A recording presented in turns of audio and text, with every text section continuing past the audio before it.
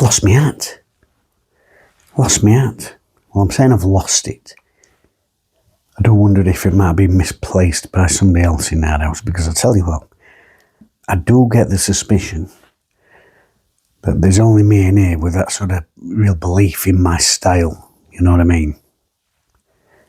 Anyway, I'm quite lucky because it's quite warm in here tonight. One of the reasons it's quite warm is my heart's been pounding watching that game this evening. Talk about edge of seat stuff at times. Well, there we go. Tough game for Wednesday. Watford, Vicarage Road. Watford just the one defeat at home all season. Wednesday, of course, in this miserable run and the points deduction and everything else. So probably not on the calendar a game that we were thinking, oh yeah, we'll definitely get there and get something. That's why it's a little bit heartbreaking at the end, because the level of performance actually did deserve something. Anyway, I'll have a quick look at the team. Wednesday made a couple of changes. So it was Charles in goal. Max Lowe back in the side as we went with a back central three of Iofa, Cooper and Lowe. Jan Valery moved back out to right wing back at the expense of Sean Fizier. Amas left wing back. Midfield, Bannon and Ingleson. And up front, Bailey Cadamartri supported by Jamal Lowe and Charlie McNeil. This is not to do with the result, but it's one of the things that annoys me. Why can't we play in blue? They're playing in red shorts, yellow shirts. Why can't we wear blue and white? That annoys me. But anyway, so changes for Wednesday. Positive changes. I think quite a lively front three, sort of by the standards of what we've got. Bannon dropping back into a midfield area, which was important. He was very advanced against Blackburn. I don't think it particularly suited him. It's something we saw with Munoz when he was here. He tried Bannon there. I mean, a couple of games he were further forward than Lee Gregory, which is complete lunacy, but there we go. So a tough game in prospect, but I think on paper, I think you would say that was probably Wednesday's best 11. Possible, I think there's a case that George Brown makes best 11, but out of what's available in fitness terms, best team we could have put out tonight. It weren't a great game of football Wednesday, giving the ball away quite a lot. That was a bit of a sort of symptom of the performance tonight. But I thought that shape helped us, that we were quite compact in there, getting through the work. Watford were having quite a bit of joy down their right hand side. They got a lad, forget his name, Mamadzi or something. I mean, number 42 anyway. Lively player, causing us problems, but very mardy player. Again. Anyway, he got booked. Amas won a wonderful tackle on him, great sliding tackle, and he's leapt to his feet and charged after him. And you knew free kick were coming. He'd gone.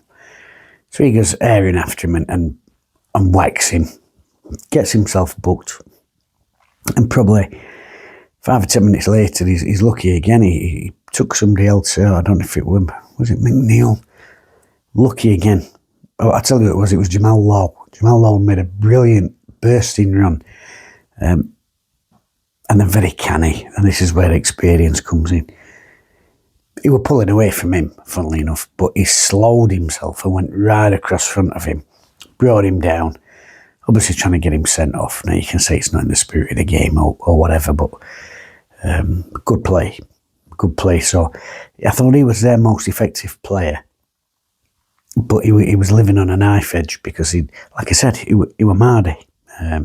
Obviously couldn't control his emotions, and he were one of them. If Wednesday kept being canny like that, I think they probably would have, got him sent off. Which is why, it was no surprise to me when he didn't come out for the second half for them. And I think that really hampered him because he was their best player. Wednesday took the lead against the run of play, if we're perfectly honest. 16 minutes, McNeil. It's a nice little build-up down the right side. McNeil's involved there actually as well. Nice little sort of Cruyff pass into the middle. Gets worked back out. There's a charge down the right-hand side and Valery gets in. Whips across him. It's a poor clearance from there, lad. I didn't really get anything on it. Comes to McNeil. It's a terrific finish, but it's just before the finish that I was really impressed. Because as that ball whipped in, it's an awkward height. And some people would try and swing a leg at it or whatever, or maybe stoop and try and get a chest.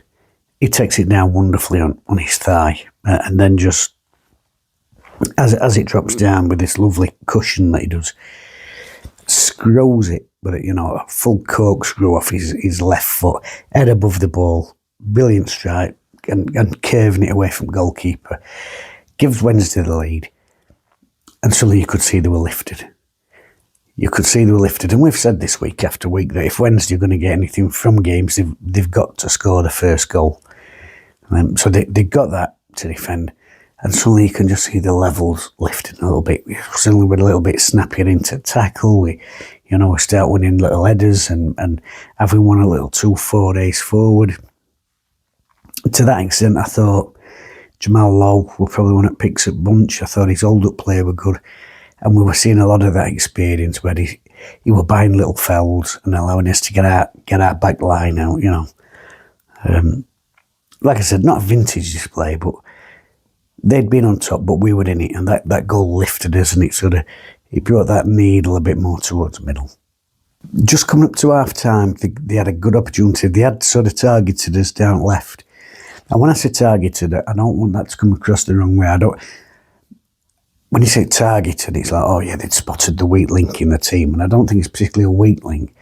I think what they'd spotted was Hadi Hamas were one of Wednesday's, best options going forward. The lad's got unbelievable quality on the ball, and he was obviously one of the outlets that we were going to use this evening to get forward and have a go at them. But of course, with him pushing forward, it does leave that gap. So when I say targeted, not because we were poor down that side, but because that's where the gaps were likely to be when Wednesday had an attack. So the one or two times he got down there, as I said, the lad who were playing out on that side, I thought he was their best player. But he'd sort of Mardy-arsed himself into being subbed at break. But just before the break, there were a good play down that side. It were cut back in. And Loser, the skipper, he were right up there. He got into a sort of inside right position. Got inside, and he really should have buried it. He really should have buried it for me. But smashed it iron wide. And then, probably 3 or 4 minutes after that, it's just before the break, the lad down the right-hand side again, the 42. They'd come down our left. The number 20 puts in a wonderful ball. It's low, and it sort of goes through the gap and curls right behind our defence. He's coming on blind side, on right-hand side. Liam Cooper's done his best. He's got out to him. He chops back inside. He's about 4 yards out. The goal is gaping. He's got a bury. He smashes it out wide. I think you'd have to say that Charles had done well. He did narrow the angle on the near post and sort of the middle of the goal. But with all that to go for, the lad should have buried that. That should have been 1-1. Yeah, it was a good first half from Wednesday. Not vintage display, but they worked incredibly hard. They kept a good disciplined shape. Like I said, 1 or 2 gaps down the left-hand side. But overall, a good shape. They all worked their socks off. I mean, McNeil were getting into box at every opportunity and spoiled Kedamatri, but he won a number of blocks in our own half, which I think was sort of highlights the work rate of the entire team. And they used the brains, and this is probably one of the most important weapons in football, isn't it? You can have all technique at work, you've got to use your brain, and they did use the brain. Charles were buying time on his goal kicks and stuff, and you can call it the dark arts, and nobody likes to see it and this and that other, but in the position we're in, I think if any team in the division is going to do that, and you'd probably support them doing that, it would be us. So he were taking his time on his goal kicks. Players were going there. As I said, Jamal Lowe had a very, very good game, intelligent, winning free kicks and daft little things, just winning throw-ins, just waiting, when a player had caught up or he'd gone to a dead end or perhaps there wasn't the support when he went on a break, just holding it up and then just kicking it off opposition shins to win a throw-in, which just a couple of things, doesn't it? It gets you up the pitch and allows everyone else to sort of catch up with you. And also, again, slows the game down, buys you a bit of time. So Real good first half performance from Wednesday in terms of using the brain and the work rate. A lot of boos at half time from the Watford fans, and I think it was probably based on a couple of things. I don't think they were particularly happy with their team's performance. I thought they tried to force the issue a bit. And obviously the referee, who they felt should have been coming down a bit harder, probably with some of Wednesday's time-wasting tactics, which is understandable. But in terms of free kicks, fouls, that sort of thing, I don't think he went far wrong, referee, to be honest with you. There was only the one booking in the half, and it was as nailed on a free kick as you could see. So he's left the pitch at half time, and he's got their lad Pollock in his ear, really having a go at him. They've gone in, and 15 minutes later they come out for the second half. Watford are out first, Wednesday come out, and Pollock's at him again, and the second half's not even started, and he's chirping in his ear. And I thought, he's another one who's going to tuck him setting to book here. Now, 2 changes at half time, one for either side. Obviously, they've took the lad off the right wing off, as I said, probably their most effective outlet. But Amadi Arse, who got booked for a stupid retaliatory tackle, and then chopped somebody down front back, obviously got lip on. Childish, really, and cost his team, I would say, with that sub sort of being forced on him. And Barry Bannon for Sheffield Wednesday. Now, I don't know what it were. I don't think Baz was having his best game. But I saw something tonight that you don't really see from Barry Bannon, which I saw him under-hitting some passes. And that's not something you've really seen from Bannon over the 10 years he's been here, really. So I don't know if that would a bit tiredness, maybe, or fatigue. And of course, he's playing with that bandage around his knee, so I'm pretty sure he's probably got a strained medial or something like that. So maybe that's what they were looking at. But that meant a change for Wednesday. Fuzier came on. He moved out to the right wing back slot, and that meant Jan Valery came inside. I don't know if Watford had a rocket at half time or what it was, but they came out in the second half. Wednesday dropped off a little bit. Obviously, we've got a goal to defend. They were positive. Wednesday had a couple of breaks, but I would say in the first 5 minutes of the second half, I think Amas got forward and had a shot that were iron wide, and I think there was a little, I won't call it a full chance, maybe a sort of a quarter of a chance, if you like, for Bailey Cadamartri. But after that, the game, 55 to 60 minutes, suddenly all Watford. And Wednesday defended manfully, headed, tackled, really impressed with Liam Cooper. He's come in tonight and showed exactly why he's been brought in. He's got that reading of the game. There's a sort of never say die attitude to him, chucking himself in front of stuff, sliding tackles. Obviously loves an header. So I was really impressed with him. But Wednesday didn't have an out ball. We were getting deeper and deeper. They were really starting to pile the pressure on, which sort of culminated, around about the 70-minute mark. There was a long-range shot that Charles made a good low save. He got recycled back in, another good shot, and a fantastic block from Dominic Iorfa, which, after the game will probably be forgot somewhere in the miss of time, but that was a fantastic block he made in there, really chucked himself in. And then they get a penalty. I think there is a little tug on his shirt, but I'll tell you what, if you give penalties for gentle little tugs like that, I think you'd see 2 or 3 penalties a game, in every game, up and down Football League every week. And that's to grab people's shirts, it's as simple as that, but you do see it all the time. So maybe it felt a little bit, harsh. Their lad steps up, smashes it onto bar, but even in real time, I thought, well, one of their lads is in box here. Smashes bar, comes down, it's our goalkeeper, and their lad tucks it, rebound, and then of course referees get free kick for encroachment. But as their lad were going in, there were one of our lads as well going in at the same time, and I'm not exactly sure who that were, and I'd have to read up in loads of game book. I'm sure if one of ours is encroached as well, we could have probably seen it being retaken. But either way, you take your little bit of looks when they come your way, because we haven't had much luck this season. I think they were buoyed by the penalty rather than being down about it. I thought they looked quite buoyed by the penalty, Watford, and they kept coming on Wednesday, really having to defend resolutely. I mean, I don't know what the stats were at the end, but I did check on about 85 minutes. I think they'd made 40 odd clearances, and there were headers and tackles, interceptions, blocks, just sometimes just getting a little toe in there.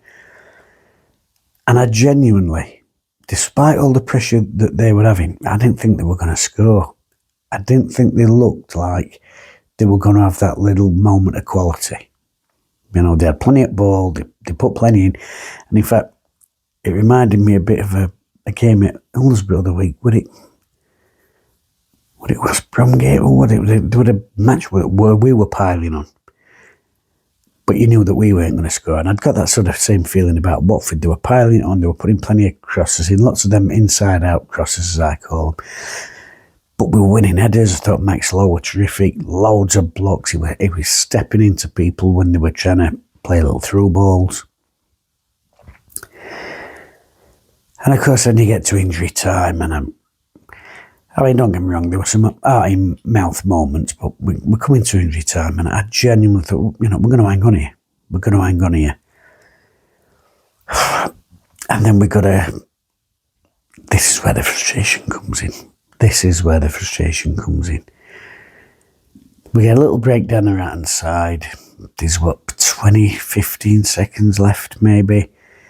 And Jan Valery, who's worked his absolute nuts off tonight in both wing-back position and centre of midfield, he's driven right up that right-hand side, actually got through a couple of plays.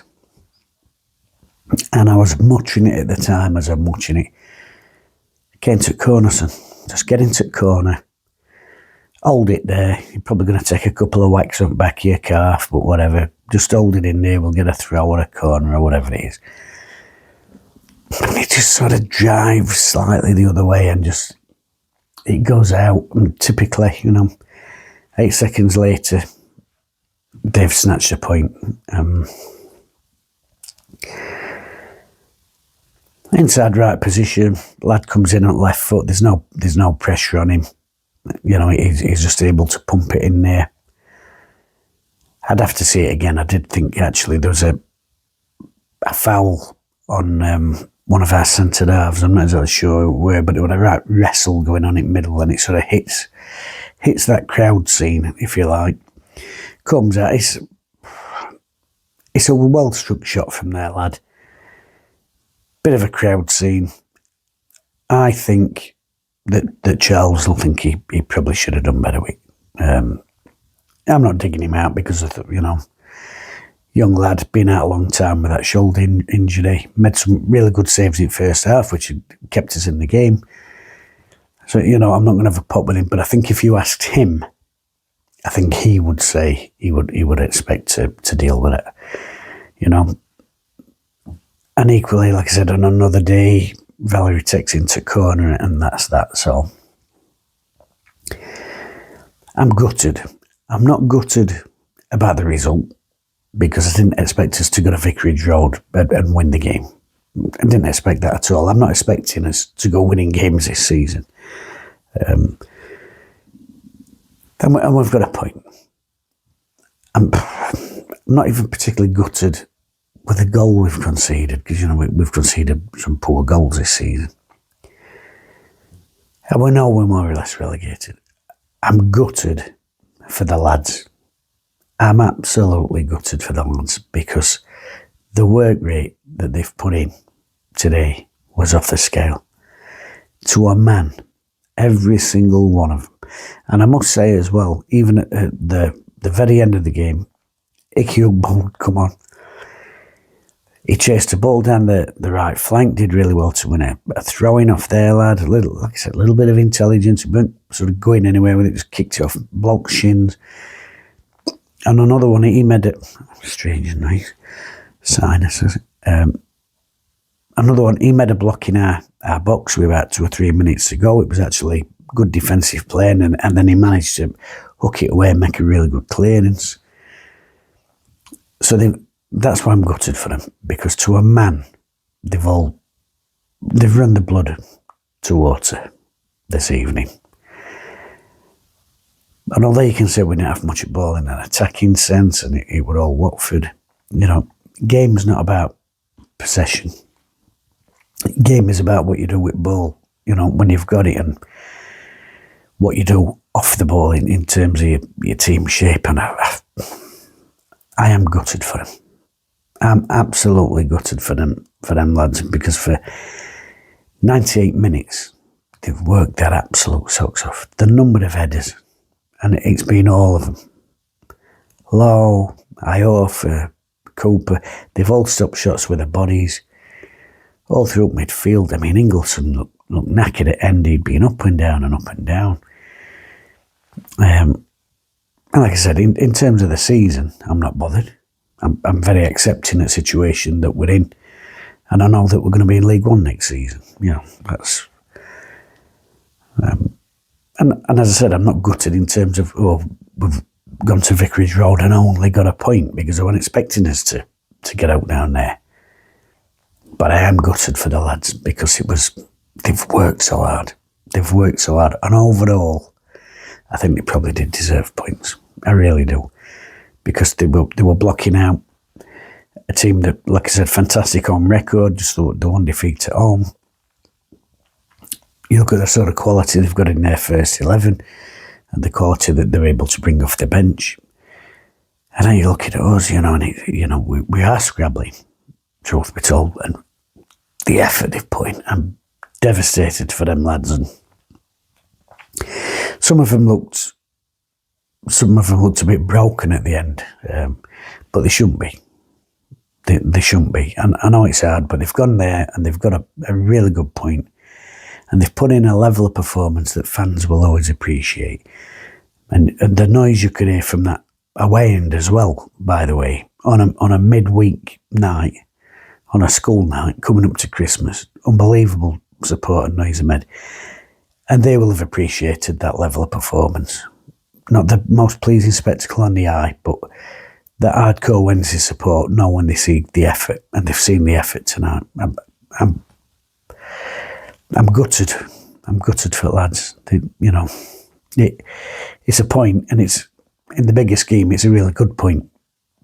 But with the efforts they put in and the timing of the goal, it will feel like a defeat for them. It shouldn't do, but it will do. Man of the match. I was impressed with Cooper. I thought he stood up to it. I thought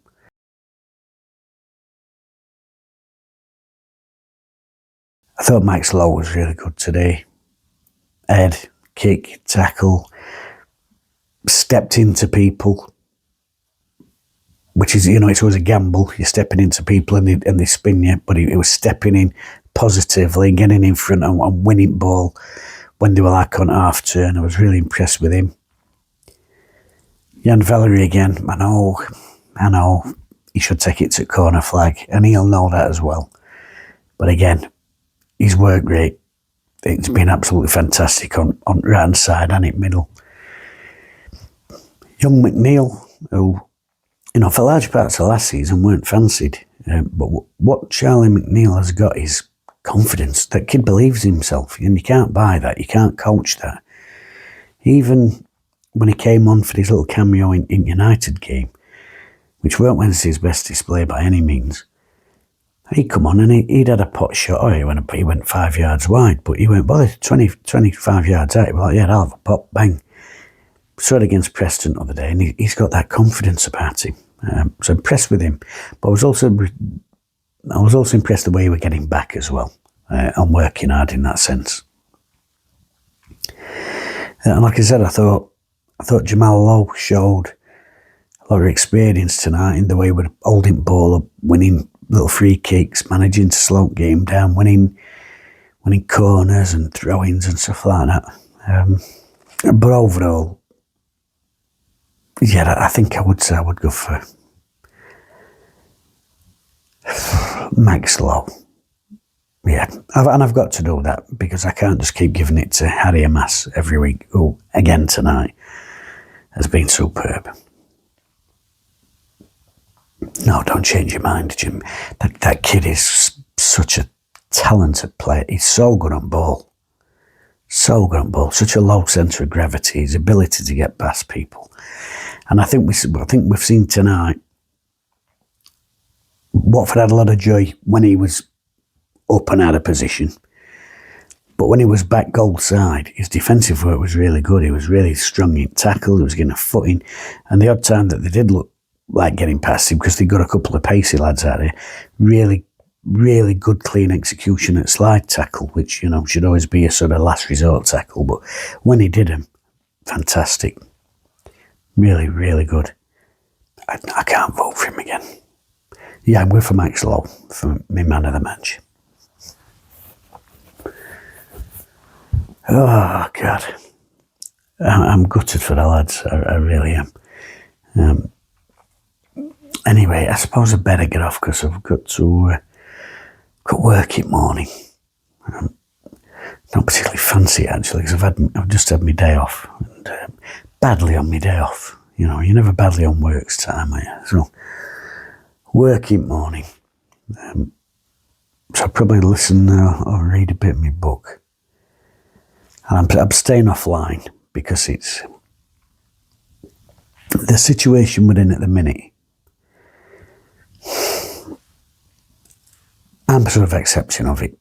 I don't know, but if you always accept shit, that's what you'll get. But there's nothing we can do. We've got all these deductions. We're waiting for a new owner.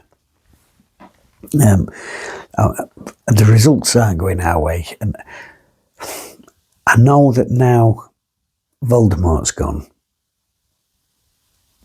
there are people who always have to have a target. And so when he was here, rightly, he was the target. And now he's gone, and things are slowing down with this administration process, and because they're doing it properly, and they're trying to wait for the right person and follow the process properly. There'll be one or two players starting to get picked on now. And as I said, Valerie, he should take it into corner tonight, but I've got no doubt that there'll be people hammering him. Keeper will be getting some stick, and I've not really got any time for that this season, to be perfectly honest with you. In normal times, yeah, and I've called players out myself in the past if I thought they're taking a piss or they're not giving everything or whatever. But in this set of circumstances, with a threadbare squad, the fact that they went without pay so many times during the last sort of 6 months or so. And they've stuck with it, and they're having to play week in, week out championship football with the points deduction, knowing that they're really banging their heads against the wall. I'm not going to slag him. I'm not going to slag him. And people might say, "Oh, you're soft. You're giving him a free hit," but I'm not slagging him. No, not this year. There are frustrating moments, but there are for all teams, There's teams at top of Premier League who have frustrating moments when players switch off for a second, or a goalkeeper could probably do better, It happens in World Cups, it happens in everything, but in the situation we're in, I'm more than happy to give them a bit of a free pass. Sue me. There was a bit of a mardy ending, weren't it? But it's because I know there'll be folks, fucking wanker, not good enough. Yeah. We are where we are. It's note that happens to this club this season is the fault of them players. Or the manager. They can only do what they can do with what they've got. You can't make a silk purse out of a sow's ear. That's what I'm saying. Anyway, I am off. I'm going to have to have, I think I'm going to have to have one of them things, because the pain in my cheek with this, yeah, I'll have to have a decongestant. Mind you, I had a decongestant yesterday, my finger just split and started bleeding. I don't know if the two things are linked, but isn't it shit getting older? Right. Good night, folks.